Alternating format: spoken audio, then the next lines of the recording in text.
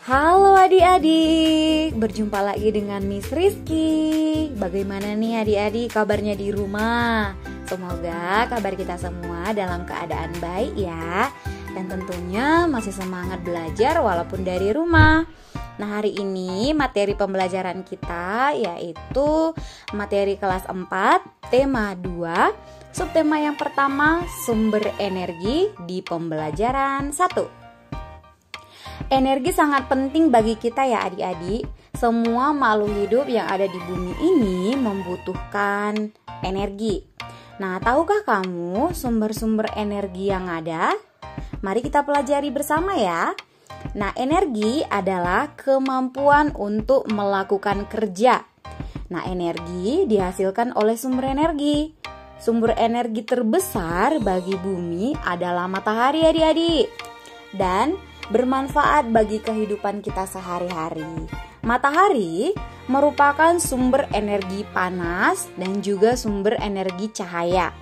Energi matahari disebut sebagai energi yang tidak habis loh.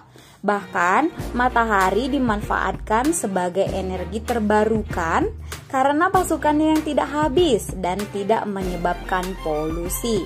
Hasilnya, ada berbagai manfaat energi matahari sebagai sumber energi.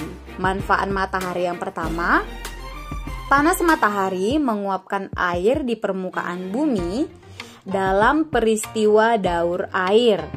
Lalu yang kedua, panas matahari mempertahankan suhu atmosfer bumi sehingga sesuai untuk kehidupan makhluk hidup. Apa itu atmosfer? Atmosfer adalah lapisan gas dengan ketebalan ribuan kilometer yang terdiri atas berbagai lapisan yang berfungsi untuk melindungi bumi. Nah, apa aja yang dilindungi ini?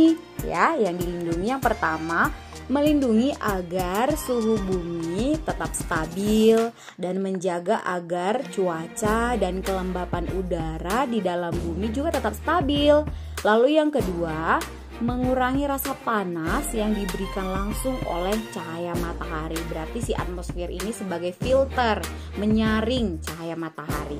Lalu yang ketiga, melindungi bumi dari serangan meteor-meteor. Manfaat matahari yang ketiga, panas matahari dapat mengeringkan pakaian dan mengeringkan bahan makanan. Nah, bahan makanan contohnya seperti ikan asin. Ikan asin itu ya, supaya bisa awet, dia harus dijemur dengan menggunakan cahaya matahari. Lalu manfaat matahari yang keempat ya, yang kelima, dapat digunakan sebagai sumber energi listrik.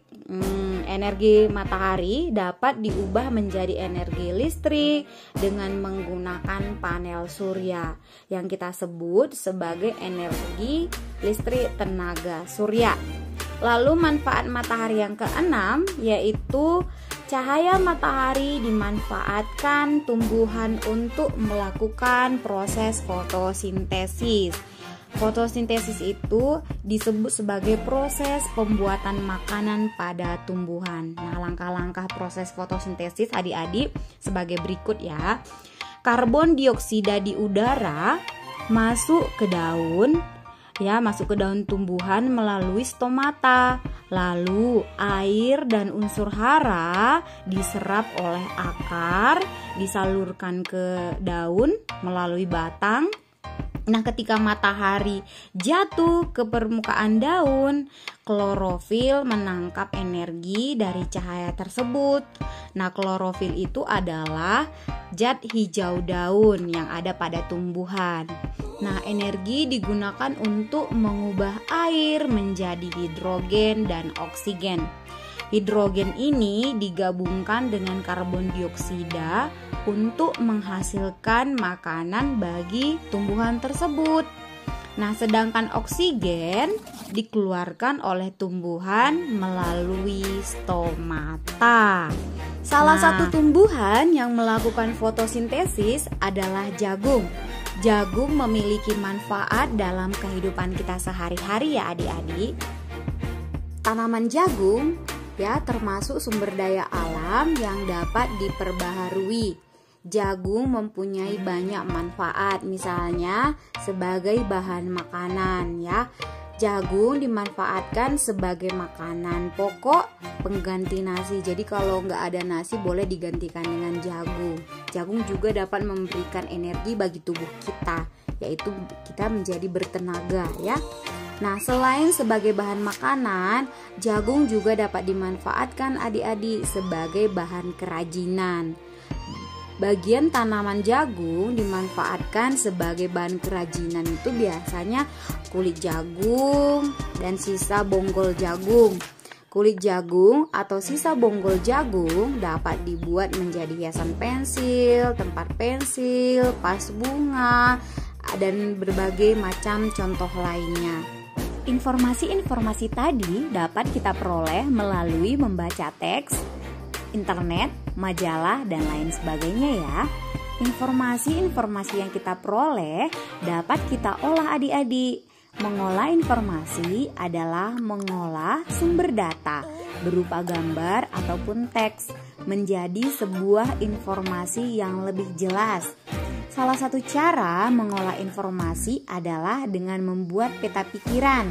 Sebelum mengolah informasi ke dalam peta pikiran, pertama, bacalah teks dengan seksama ya. Kedua, garis bawahi informasi penting. Ketiga, buat diagram peta pikiran. Lalu, isi diagram peta pikiran dengan informasi penting yang sudah ditemukan tadi ya. Sebagai contoh, mari kita baca teks berikut ini. Minyak bumi. Minyak bumi termasuk sumber daya alam yang terkandung di dalam perut bumi. Minyak bumi diperoleh dari proses penambangan. Persediaan minyak bumi sangat terbatas. Oleh karena itu, kita harus menggunakan minyak bumi secara hemat dan tepat. Sebelum minyak bumi dimanfaatkan sebagai bahan bakar, minyak bumi diolah menjadi bensin, solar, dan minyak tanah. Sisa hasil pengolahan minyak bumi dapat berupa parafin, plastik, dan aspal. Nah, peta pikiran berdasarkan teks tersebut seperti ini ya. Perhatikan penomorannya ya. Demikianlah pembelajaran kita hari ini. Terima kasih telah menonton video Miss ya. Jangan lupa subscribe, like, dan share video ini ya. God bless us.